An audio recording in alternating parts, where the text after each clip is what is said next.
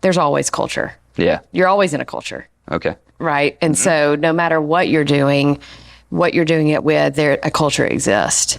And I think what I hope to instill in myself and then hopefully create somewhat of inspiration to others is kind of taking your power back over your own culture and being very intentional with it. And so that's kind of what Ripple has been about, is kind of letting people understand at the end of the day, Brandon and I have talked about this over the years, one day we're going to be 95 years old and we're going to be sitting on our rocking chairs and we're going to ask what mattered? What mattered?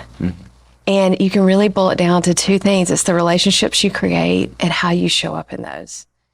And so for culture, I think it's about being intentional and creating a space and creating a responsibility of taking ownership in how you show up to that place.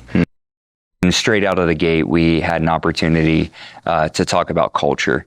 And right away, she said something that I think every single business owner, family, parent, doesn't matter who you are, you need to know that whether you're intending to or not, you are building a culture.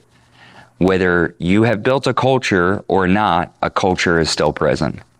And so we have this word culture that's been floating around business and entrepreneurship for a long time.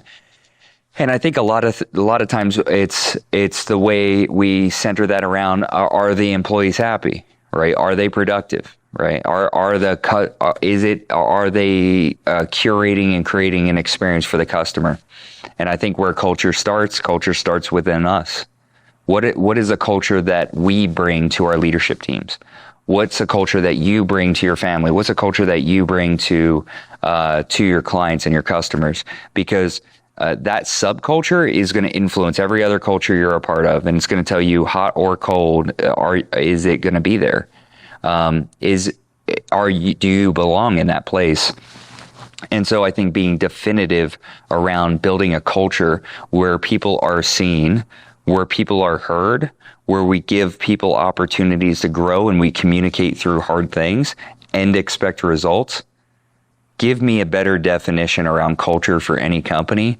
I just can't think of one. That seems like such a precise way of understanding that, because before it might have been okay to use people as automatons to get results, but we know that doesn't last anymore because people have so many more choices and people exercise those choices. So if you build a culture where people are just used up and then tossed aside when they're not useful to you anymore, then that pattern is going to continue in your business, and worse off, you're going to create that pattern.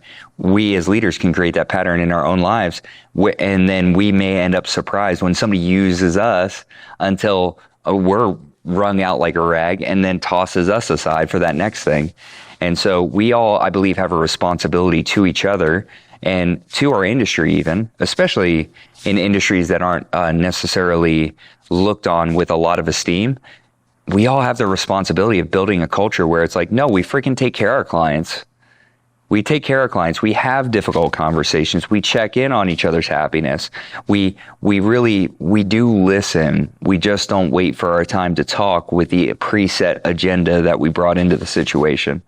So I think that's so powerful when it comes to entering into the business and beginning with the end in mind, whether that's a career, a business, or any relationship.